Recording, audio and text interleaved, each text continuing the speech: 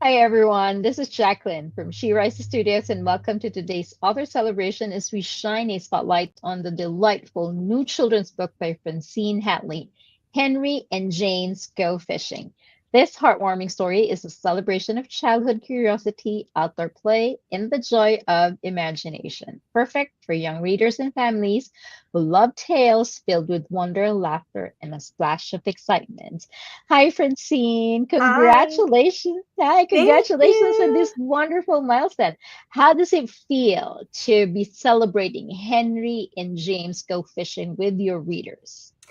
You know, I there was a time I never thought this day would come. I started writing this book probably 15 or more years ago, and it's been my dream since I was a little kid to be a published author. And this Mhm. book, I just saw it coming to life, and I just knew this would be the book. And then it was just, finding the right illustrator and finding the right publisher, right, willing to take a chance and publish my book.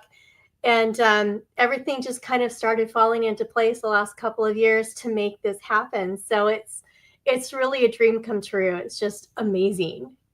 Well, it is amazing indeed. Now, have you received any responses, positive feedback since your book launch? Any memorable reactions from kids or parents or from the two, people that you've based the story upon? We will be talking about them shortly, though.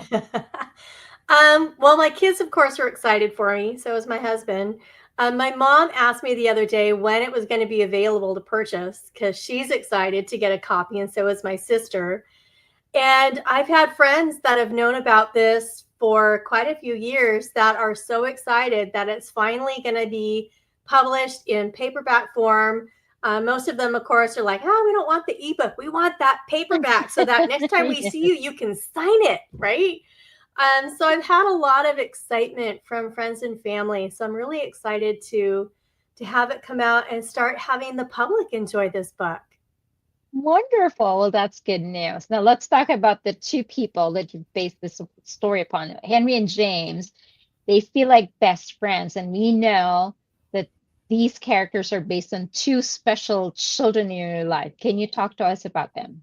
Yeah, so Henry is based on my oldest son. His name is John. And we always knew he was special. Every parent says that. I know that. Oh, my kid is so amazing.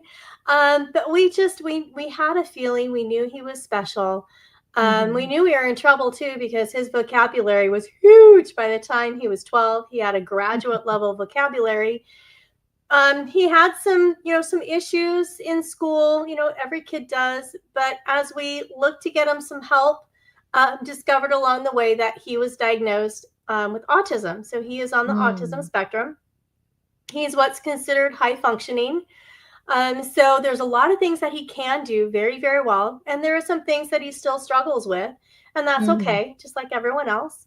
But that's the main character. When he was younger, he would create these elaborate worlds for playtime, Mhm. and his friends would go along with it. He would tell them the story, and they would like act out this elaborate story and everything that he had created, this adventure. And his younger brother, he's barely 2 years younger than him, they became thick as thieves, and he would often go on all these adventures with his older brother.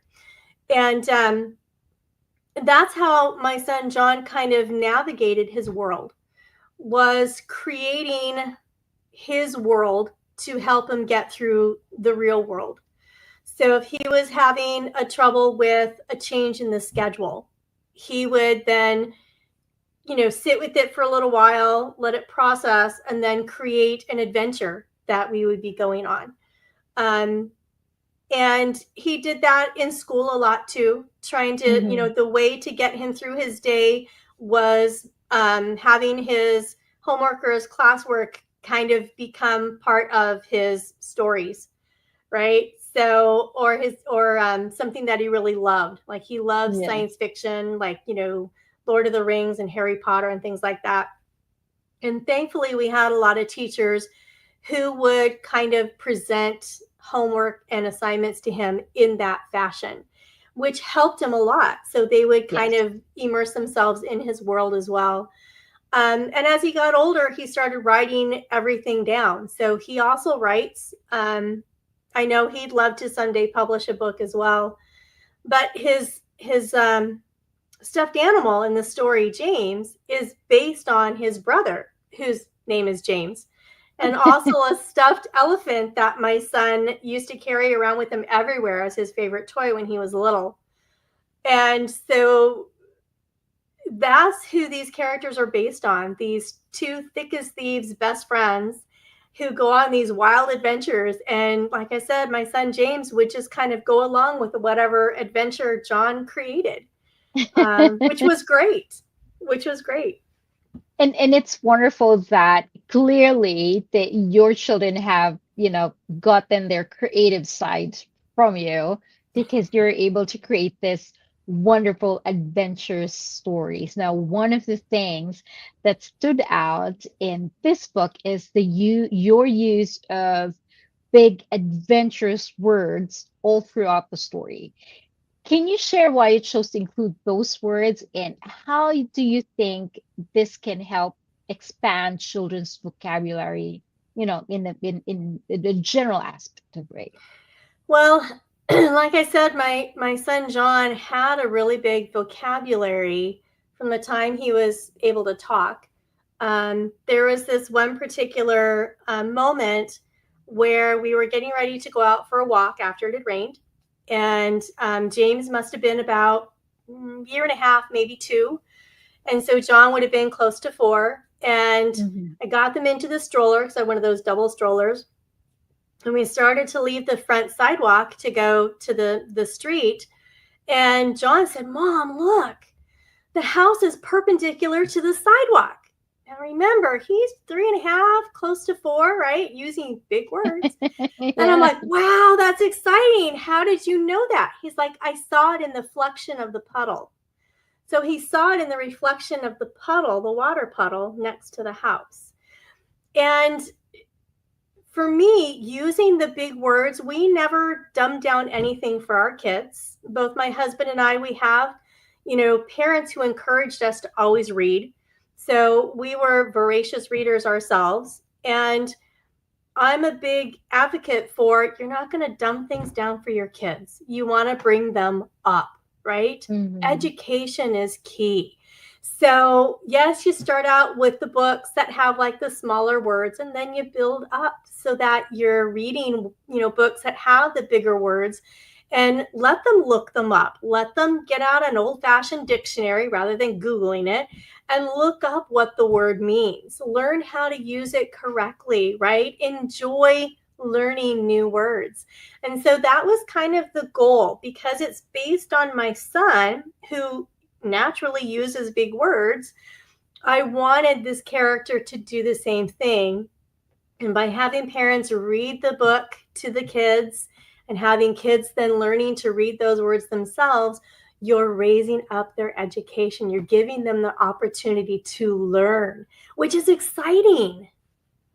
I love that, you use the word opportunity because I think as parents, the most that we can do is to open these opportunities for our children to learn. And the very first step is to just expose them to these words and have them read it to them, make them curious about it, and then they start using it. That's wonderful. I love that. Now, another wonderful thing about your book are the illustrations. They are so wonderful. They look great. Do you have any particular favorites among these illustrations that you have? Oh my gosh. um,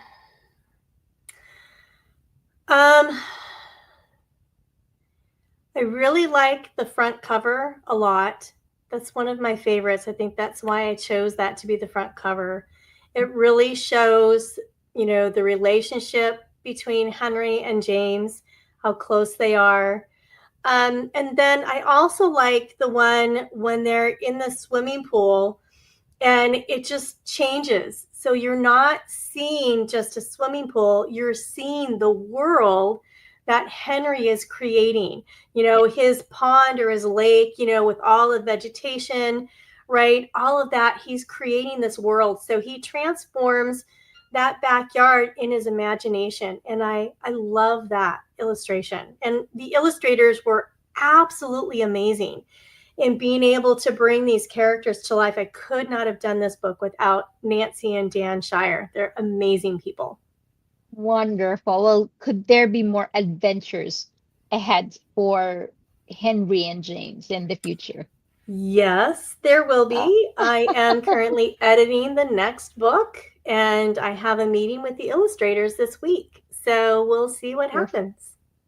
That's good news. That's very exciting. Now, so far, what was the most rewarding part of writing and creating this book for you? You know, I have heard other writers say that they were surprised at the endings of their books, or they were surprised at how different things unfolded in the story. And as a writer, I at first didn't believe that. I thought, well, you're the one writing the book. You should know how Yes. it ends. You know what happens to the characters. But as I immersed myself in Henry and James, it literally wrote itself. And so when I got to certain parts of the story, I was just as surprised as, you know, my family when I read it back to them, like, oh my gosh, right? And the ending, I mean, oh my gosh, that was total surprise. You know, didn't know where that came from. I sat down and wrote it one day and I'm like, oh wow, that is so cool. And I think that's one of the things that I really enjoyed about the writing process is that literally the story, it writes itself and Mhm. it unfolds in front of your eyes, and it's a really cool process. That's wonderful. And as we celebrate your book today, what message would you like to leave with your readers, your dreamers, young readers and dreamers, and the families watching us today? Well, I think one of the main messages we kind of talked about, right? Introducing those big words, bringing Mhm. the opportunity to help raise up the level of education for your children. But the other one is about acceptance and accepting Mm. children, well, people with all different disabilities, right? We're all different, we're all unique individuals. And my hope is that in reading this story, you know, children will recognize their classmates, their peers, right? And say, oh, that's just like so and so. And maybe it'll help them understand them a little bit better. Maybe it'll Mhm. open up the door for them to then approach them. Maybe they thought they were a little weird, but this shows that they're just like you and I, right? They have, you know, these great adventures, they're very creative, right? Give them the opportunity to then go over and start interacting with those who are different and being more accepting of others. That's wonderful. I love that. I love that, you know, and that's true. These stories, books that you create, they expand the view of young children and not limit them to the things that they just know. And as you mentioned, some people might feel weird to them, but being open to them and accepting will just, makes a better world for everyone, right? Exactly. Exactly.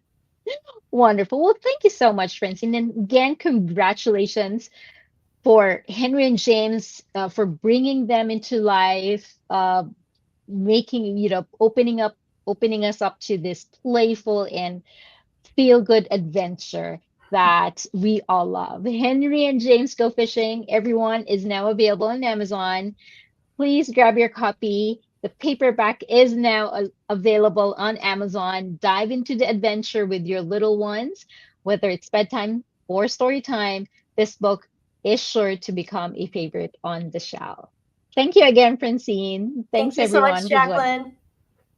Have a great day. Bye.